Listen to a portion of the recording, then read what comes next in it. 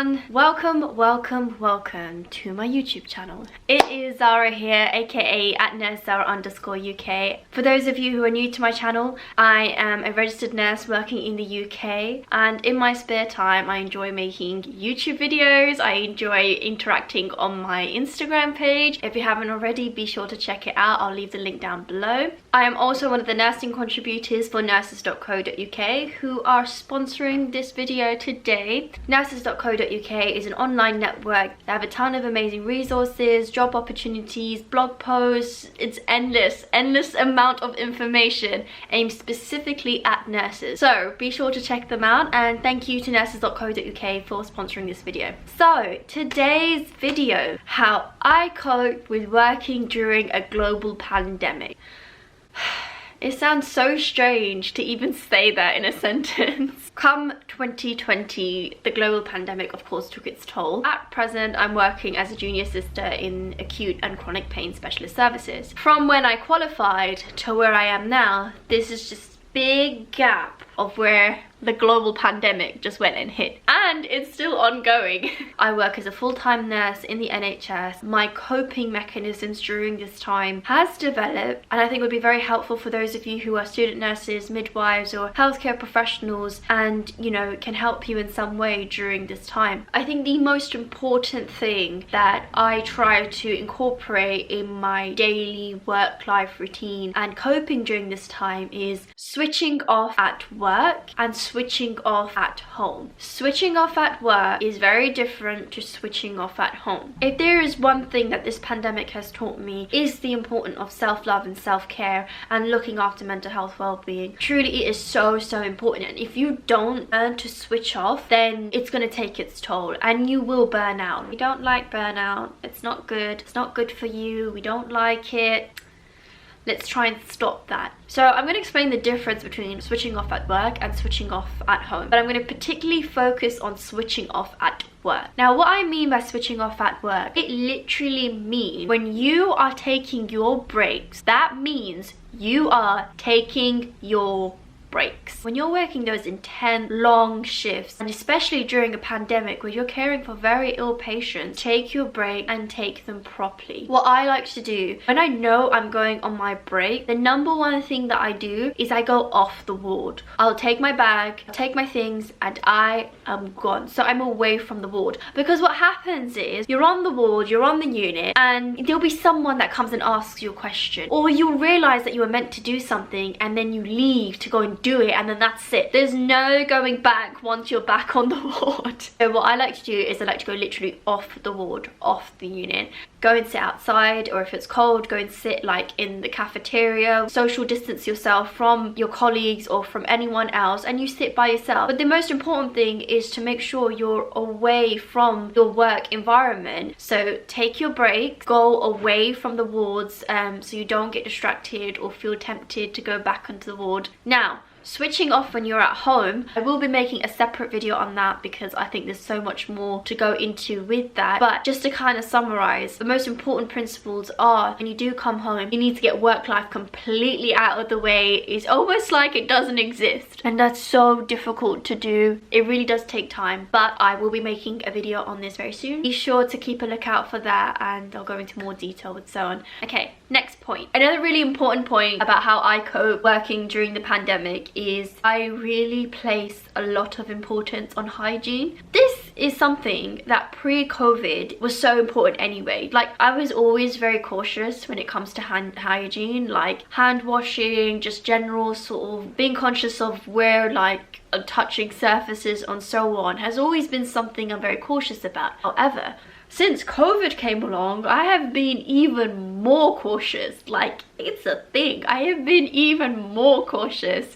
It's always better to wash your hands. Like, just wash your hands. Like, find a sink, find some soap, wash your hands. So yeah, you know, hygiene is really important, and so there are a few things that I do that kind of help me as well and kind of put my mind at ease, and I've kind of made a little ritual for myself. So a few of the things that I do when I come home, I always change my shoes. My clinical shoes that I wear at work, that does not come home, and the shoes that I actually do bring home are clean. Like, those shoes I don't work in, they're literally just from traveling from work to home, and I keep my shoes like separate from all of my other family members' shoes. I also have a specific work jacket which I just wear to work and only to work, and I also keep that separate. And then as soon as I enter the house, I'm straight away going for a shower, changing to clean clothes. I keep the clothes that I've come to home with separate as well, and feel good as well knowing that those steps have been taken and trying to minimize the risk to the best of my ability for everyone that I live with at home. So those are just like what I do from a hygiene slash infection control point of view, and that just helps me keeps my mind at ease. My third point, my penultimate point, I am really cautious on my caffeine intake. Fatigue is something that has really impacted me during this time. To put it into context, there were some shifts that I worked from March up until this point where I look back and I actually think, I don't know how I did it. I don't know how I worked those shifts because it was so tiring, so stressful, particularly when I worked in ICU. And some of those night shifts were just probably one of the worst shifts I've ever done. To put it gently, like it was so tiring, and I felt that really took an impact on my physical health. The only thing that would kind of help me was drinking lots of caffeine. Now, healthcare professionals are terrible at how much coffee and caffeine we drink, and what they've done at our hospital is they've allowed like free coffee and tea for staff. So that's it, we went wild. We're like, great, we can just have so much more caffeine because it's free, you know? Who doesn't like free stuff? But what that did mean was I was drinking a lot more than I needed to, and in a very unhealthy way. I was drinking probably about 4 cups a day. Also states the Asian within me, you know, I am desi, so tea is like our water, right? Anyone who knows that, just like this video if you know tea is our water. We should get that on a t-shirt or something.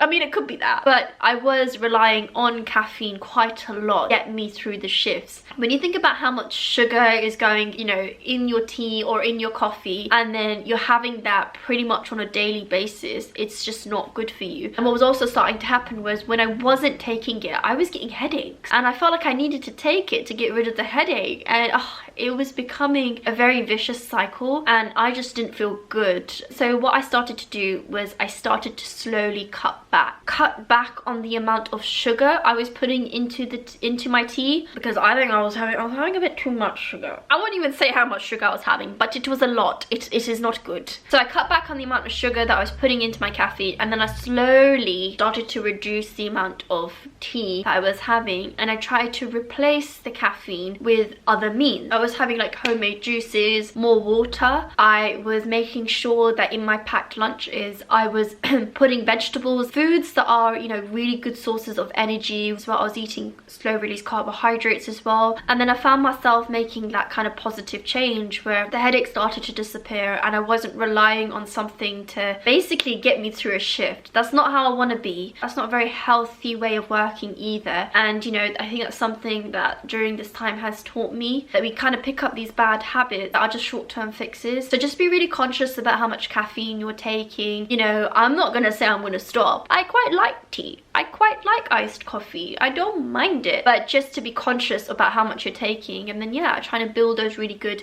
habits and positive changes to your diet and so on. My final point, reflection. This is so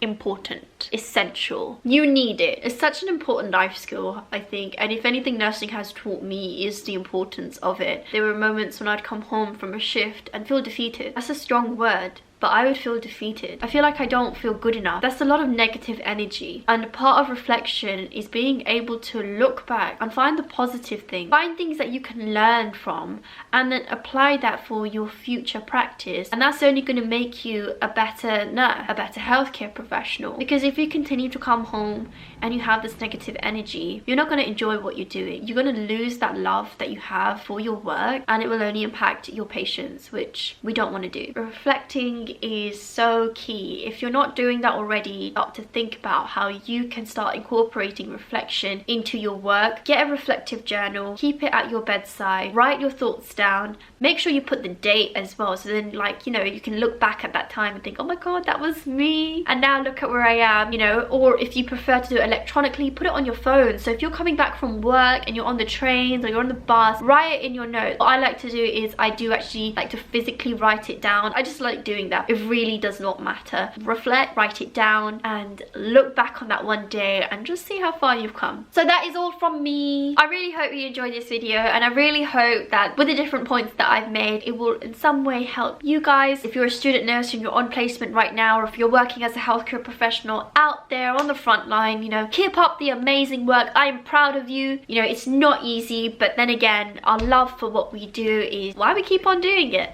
But definitely look after yourself during this time. Be sure to subscribe to my channel, leave some comments down below, give this video a thumbs up. I will see you in my next video. Be safe, guys, and take care.